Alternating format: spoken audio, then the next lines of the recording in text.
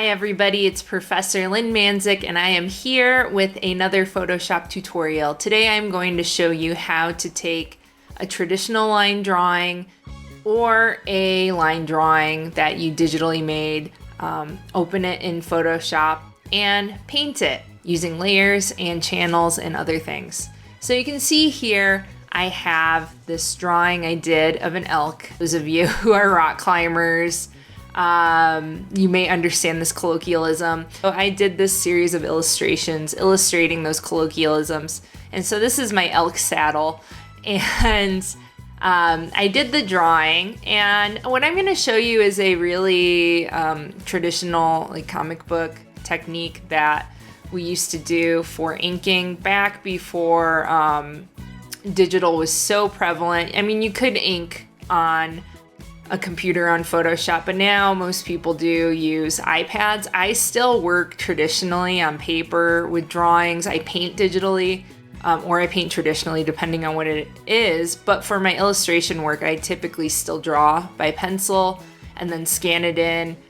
Sometimes I ink in Photoshop on my iPad.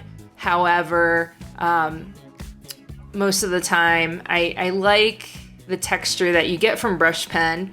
And if you look here, you can see, especially when you get a brush pen that's starting to die, there are certain things you just can't emulate as well on a computer. Like the inconsistencies of ink, I really like that. So I still do a lot of that stuff traditionally. So here I have my elk saddle, and I actually adjusted this in Photoshop before, but I'm gonna flatten this as though it's scanned in this way. And then I just want to show you very quickly how to scan. So if you're on campus, you would go to one of the design classrooms or illustration classrooms and use the big flatbed scanners in there. They're usually connected to one computer, so whatever computer it's sitting next to, it's usually the one that it's connected to. You can double check the connection by making sure the wires go in there, and I then make sure it's turned on. I put my paper face down against the plate, close the scanner, and then I would open Photoshop. And there are a couple different ways you can scan. Some people just scan from applications, so whatever the scanner is, if it's a Canson or if it's a Epson, you will scan with the Epson app. If it's HP, you'll use the HP app, depending on the device. So here, I use Photoshop because once you scan in Photoshop, it directly puts the image into Photoshop. It's ready to go. You already have everything you need there. So I typically just scan straight into Photoshop. Also, it's universal in Photoshop, so typically you know what you're gonna get. So to scan, you would go into File, Import, and then Images from Device, and then you would have this pop up. I don't have a scanner at home right now, so nothing is popping up, but typically it would say under Devices here, what your device is, and then it would show, the area to scan. You just want to make sure you're scanning at least 300 dpi and at the correct image size. You can also see that in File, Import from iPhone or iPad. You can also import your images here too, this is a newer ability, but that's really handy because we do take a lot of photos on our iPhones and iPads now. So once you have this in here, I have color in this piece, but I'm going to treat it as if I don't. So what that means is I am going to change the image mode on this to grayscale, and you would want to do this with your line drawing. Let's say you just have a black and white line drawing. I actually have an issue with mine because I have the grayscale area. This is typically a lot easier if you only have pure black and pure white. However, for the sake of this demo, I'm going to show you what I would do with an image like this. So the first thing I would do, I know I talk about non-destructive layers a lot, but we are in fact going to destroy this layer. So what I'm going to do first is I'm going to grab that background layer and drag it to the plus sign, and then make a copy, and I'm just gonna turn off the original background. So I have a copy in case I mess this one up. I am going to, like, first of all, I want to get rid of all the white area on here, right? So, you know, typically you could try to do select subject. I actually don't know what it's going to do right now.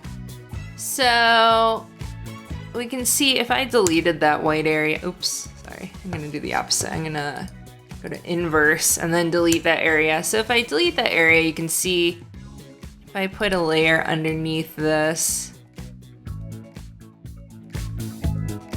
you can see that it got rid of a lot of the white areas, but not all of it, right? I want to get rid of everything. So what am I going to do? So I'm going to just undo all of that. So we're going to do something called threshold and channel liquidation. That's just a name I made up for it. Really, essentially, we're just getting rid of everything that does not have any color on it. So the first thing I want to do is I want to go to, well, first, I think my file's really big. Oh, no, it's not. Okay, so I'm going to go to image adjustment levels, and you'll see my levels pop up. Again, we've seen this with the adjustment layers, but now I'm just directly editing my image here. And again, I have my levels open, and you can see there's only two places that have a lot of information here. So I'm gonna grab the white. I think the white is pretty white already. What I'll do is, you can see that there's these little areas with like slight graying. And you can see if I click those, if I click this gray area, that's gonna turn that white. So I could get rid of that information and only use the black. But what I really want to do is I'm gonna see what this looks like. If I grab the black eyedropper, it's gonna select that value and turn everything within that range black. And so that's what I'm gonna do for this specifically, because I think the texture looks cool. And then I can go back in with the white, and you can see there are these sketchy areas here, and I can try to get it as close as possible. I can also use this dial. But you can see when you're using black and white, that black or white dropper immediately picks that range and edits it, right? So I'm gonna do that, and I'm gonna click OK. And this is pure black and white now. So what I'm gonna do now is I want this whole black channel to be selected. I want all of the white deleted out of it. And this is not something we can easily do with that select subject, remove background, magic wand, anything else. This is like very difficult because there's a lot of fine detail in here. So I'm gonna go to my channels properties box here, and you'll see it says gray. There's only one, right? There's only one channel here. If I command select this, you see when I hit command on my keyboard and hover over thumbnail, that select marquee box comes up, and I am going to select that. And now what it's doing is it's selecting all that white area. So I can go back to my layers and I can delete it. And now if I put a layer under this, and so I can put this layer underneath, and we can see this line drawing now. There are a few ghosted areas. So what you can do to try and edit that is to go to that main channel again, command select this thumbnail, and then if I shrink it in, if I contract it, I think like 1, and I create a new layer again, and I go here and select black, and then do option fill and deselect, you can see that now I have a clean layer. If I zoom in, I get all those streaky affected areas. That looks really cool. Okay, so that's how I get that clean line drawing without any white areas in it, and now I can paint under it. So I'm gonna label this line work, and I am going to go into image mode now, and we'll just do RGB color right now, and I'm gonna click don't merge. Again, I'm gonna save. Make sure you're saving as you go along, either in the cloud or on your desktop or both. And then I'm gonna create a new layer. So the way this works, this is kind of like an old school comic book inking style. The way it works is the line work will always stay on the top layer and everything under it will be painted. So what you can do is you can create a new layer, and as long as all these layers live under the main layer, you're doing great. So what I can do now is if I want this whole solid shape to be one color, I can actually go to my line work layer, grab my magic wand tool and just grab the external area and go to inverse, go to this layer 2, and I can fill it in, let's say hot pink will be it because that's what I had in the original. And I can fill that in with hot pink. Obviously, I'll have to edit out some of these areas here on the horns that, of course, this thing goes like right in front of where I need it. I can just grab these areas because in the original these were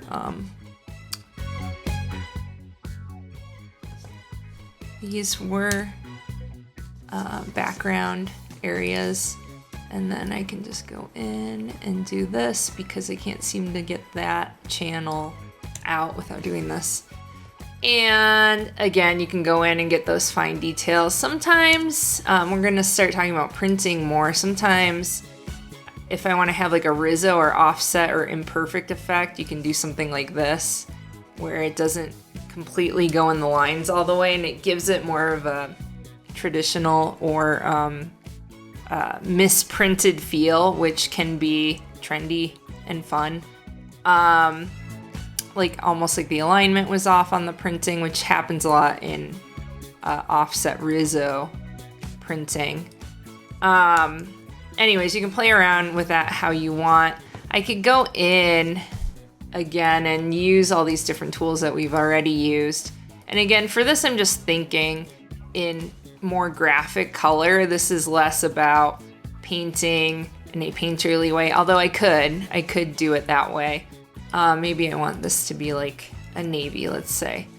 And I can go in, I could give this elk highlights too. Again, I'm doing each of these color layers on a separate layer. In case I want to edit them more or just change the color, I can do it easily. I can go in, maybe, you know, this has some lights as if the light was coming from above. Just going into this anatomy.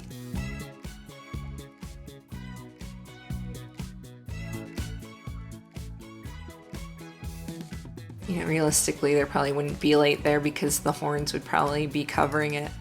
And I can go on, so forth, through here. Again, you can see I'm probably painting a little bit differently than you saw me painting in the last video because this is more of a graphic style, less of a painterly style. And I can go through, and again, I like coloring out of the lines. This is really up to you. Some people like the perfect look. I think it gives it more character. If you're coloring outside the lines, I'm gonna make the horns a different color because it is a different material, right? So maybe I'll keep this more on this red and white spectrum because horn is more of like a bone or smoother texture than fur, right? So the way it gathers light is gonna be a little bit different than on the actual creature. And now I have, you know, a good basic layout. I can go in and add detail on this pad too. You'll notice I use the polygon tool a lot, and the reason I do this, you know, I actually question it sometimes. I'm like, why do I do things this way? But I think I like it because it goes really fast. I didn't have a tablet for a while, and I just taught myself how to be efficient and fast with a mouse. but still doing illustration work, and this is what I used. And so now I kind of like the stylistic, like angular, imperfect effect that I get. That's me. Some people will disagree with that, but this is what works for me. And again, I like doing it on different layers because I can say, oh, that looks a little bit too light, and I can go in here and I can, change the saturation. I can make it a little bit darker. I can make it a little bit brighter, something like that. And then I get this nice image, right? And then I can even go in and create some sort of background effect. So I have a lot of blues, pinks, yellow. I think I want to do maybe a blue-green in the background. Let's see what happens. It's a little bit bright. I really like the Rizzo colors, the Risograph. If you hear me say Rizzo, that's what I'm talking about, Risograph. Ooh, I accidentally hit that cyanotype, and I think I like that. That's what I want for the background, yeah. And then I can go in and I can add, other elements. Like typically, if this were like a comic book, I would probably have panels laid out already, and I would go in and use those things.